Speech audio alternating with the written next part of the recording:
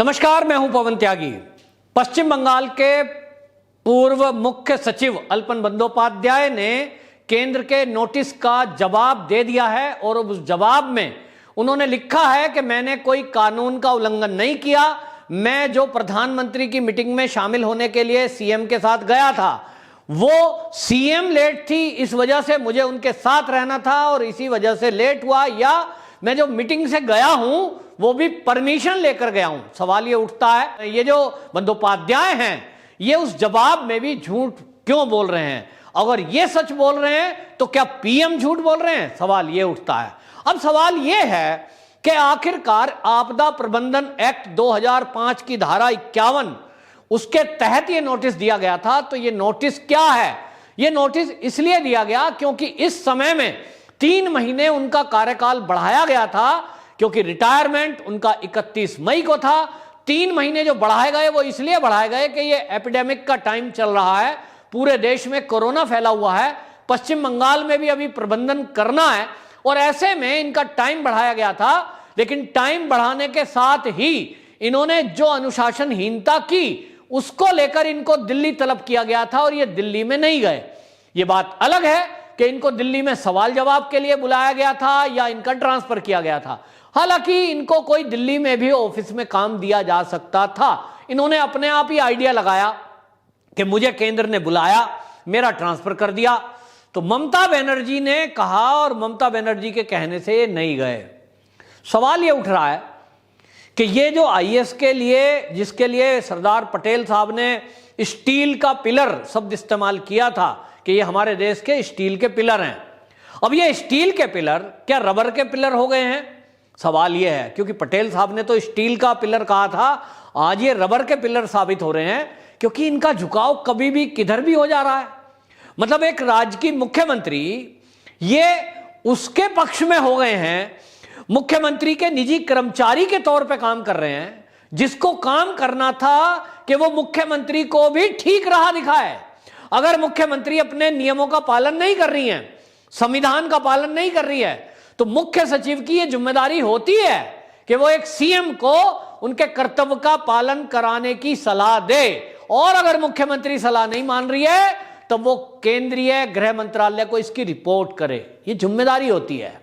तो ये जो अल्पन बंदोपाध्याय हैं, इन्होंने पश्चिम बंगाल में रहते हुए टीएमसी की गुंडागर्दी देखी, सीएम की अवहेलना देखी, सीएम की पुलिस मिलकर इन गुंडों को साथ मिलकर के जिस तरह से कटमनी टोलाबाजी और ये सब चल रहा था, जिसकी कंप्लेंट इन मुख्य सचिव के पास तक भी पहुंची, लेकिन ना तो इन्होंने कार्रवाई की, ना मुख्यमंत्री ने कार्रवाई की, ना पुलिस के डीजीपी ने कोई कार्रवाई की, और तो और राज्यपाल की शिकायत पर भी कार्रवाई नहीं हुई, जिसके कारण इनको अपने कर्तव्यों के पालन निर्वाह ना करने के कारण भी इनके खिलाफ कार्रवाई होनी चाहिए थी।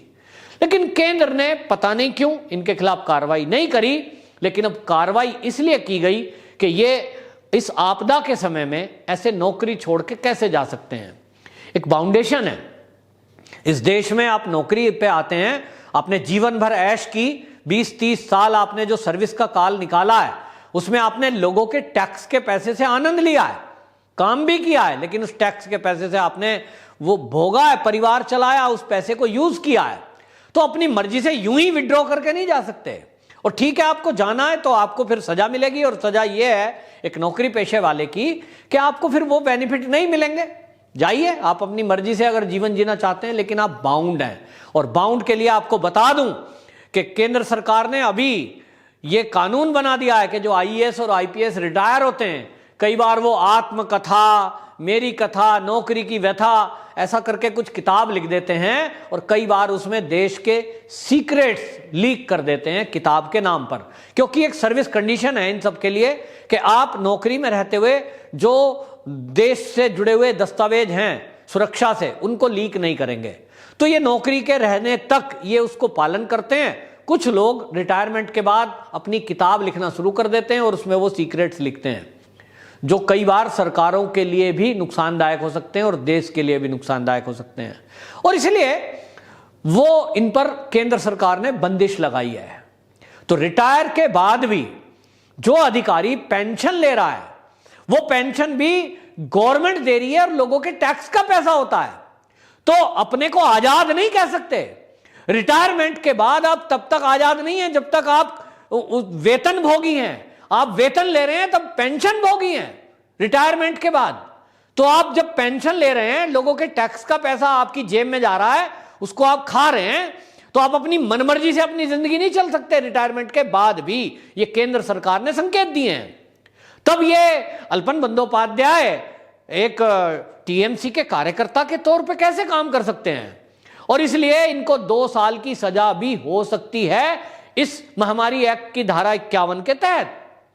तो अब इनके साथ नरमाई क्यों बरती जा रही है? मेरे बहुत सारे मित्र हैं जो पश्चिम बंगाल में रहते हैं, वो बार बार कमेंट कर रहे हैं, कह रहे हैं ये केंद्र सरकार इतनी लेट क्यों है? उनको साफ साफ दिख रहा है कि एक मुख्य सचिव के तौर पे जिसको नौकरी पे लगाया, वहां भेजा, जिसकी जिम्मेदारी थी कि वो मुख्यमंत्री को कानून का पालन कराए, लोगों की सुरक्षा के लिए काम करे, और नहीं कर रहा है तो केंद्र को रिपोर्टिंग करे, फिर केंद्र एक्शन लेगा। लेकिन इसने जब अपना कानून का पालन नहीं किया, अपनी ड्यूटी की जिम्मेदारी नहीं उठाई, तो ऐसे में तभी कार्रवाई करनी थी। क्यों केंद्र सरकार ने इन पर कार्रवाई अब तक नहीं करी? और अब जब पीएम का डायरेक्टली बेइज्जती की है एपिडेमिक एक्ट में, जिस तरह से इस्तीफा देकर के और मुख्य सलाहकार बन गए सीएम के, तो साफ हो गया कि वो ममता बनर्जी के अलावा और किसी को कुछ मानते ही नहीं। ममता बनर्जी उनके लिए सीएम है, ममता बनर्जी उनके लिए पीएम से भी ऊपर है, क्योंकि पीएम के को तो सलाह इन्होंने मानी नहीं। तो अब बहाना कुछ भी बनाएं, अपना जवाब कुछ भी दें, तो केंद्र कार्रवाई क्यों नहीं कर रहा है? लोग सवाल पूछ रहे हैं। लोग चाहते हैं कि ऐसे अफसरों के खिलाफ सख्त कार्रवाई की जाए, ताकि और राज्यों के भी जो मुख्य सचिव हैं या और आईएएस लॉबी है, इसके अंदर एक ठीक मैसेज जाना चाहिए कि आप किसी पार्टी से नहीं जुड़ेंगे, किसी व्यक्ति से नहीं जुड़ेंगे, आपको वो काम करना है जो आपको संविधान कहता है, जो कानून कहता है, और जो आपकी रिस्पॉन्सिबिलिटी है, ड्यूटीज है।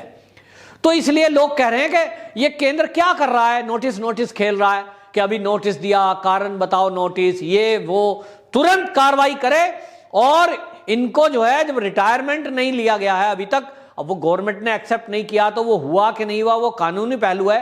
कुछ लोग कहते हैं कि इन्होंने एक्सटेंशन नहीं लिया तो इन पे लागू नहीं होता, कुछ लोग कहते हैं नहीं एक्सटेंशन अप्रूव हो गया तो इन पे लागू होता है। तो गवर्नमेंट बताए कि होना क्या है, और वो बताया जाएगा तभी जब गवर्नमेंट की तरफ से कार्रवाई होगी।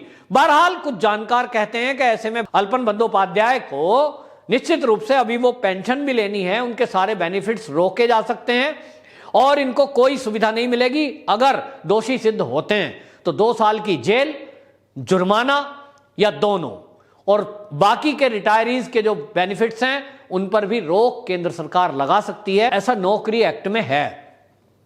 तो आईएएस अपने आप को एक प्रधानमंत्री से ऊपर सोचने लगे, ऐसा नहीं होने का। इस देश में ऐसा कभी हुआ भी नहीं है।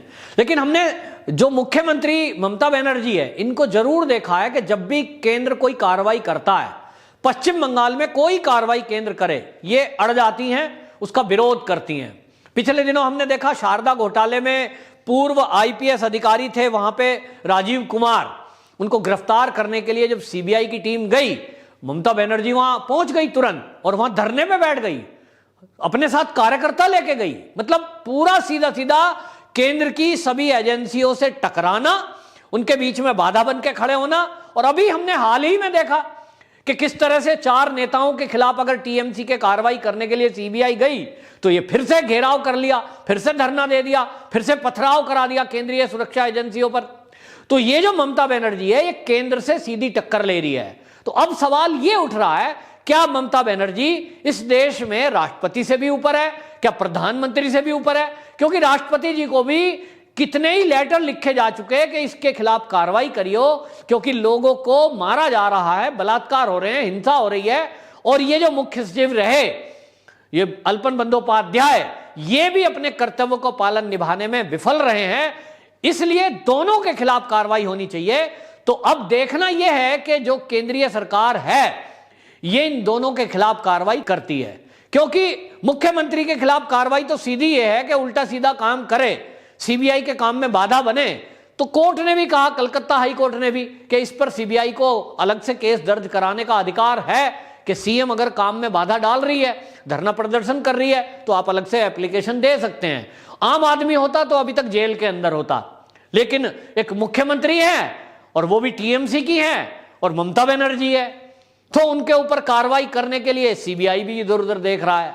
बहरहाल पूरा देश देख रहा है कि एक इस तरह से गाली देने वाली और सीबीआई के काम में बाधा डालने वाली और खुली हिंसा कराने वाली, बीजेपी के कार्यकर्ताओं को चुन चुन के मारने वाले टीएमसी वाले, उनके गुंडे, घुसपैठिए, रोहिंग्या, ये सब जो कर रहे हैं, जिसमें दलितों को निशाना बनाया जा रहा है, ऐसी ममता बनर्जी के खिलाफ कोई केंद्र कार्रवाई करेगा? क्या कश्मीर जैसी कार्रवाई पश्चिम बंगाल में भी होगी? दूसरी तरफ अब नौकरशाह अगर आईएएस अधिकारी भी प्रधानमंत्री का अपमान करें और उनके खिलाफ केंद्र कोई कार्रवाई ना करे, तो फिर आगे से कोई आईएएस अधिकारी किसी भी सीएम मंत्री से तो डरेगा ही नहीं। वो सोचेगा जब प्रधानमंत्री की बेइज्जती करने से कुछ नहीं बिगड़ा, तो फिर मंत्री कौन है?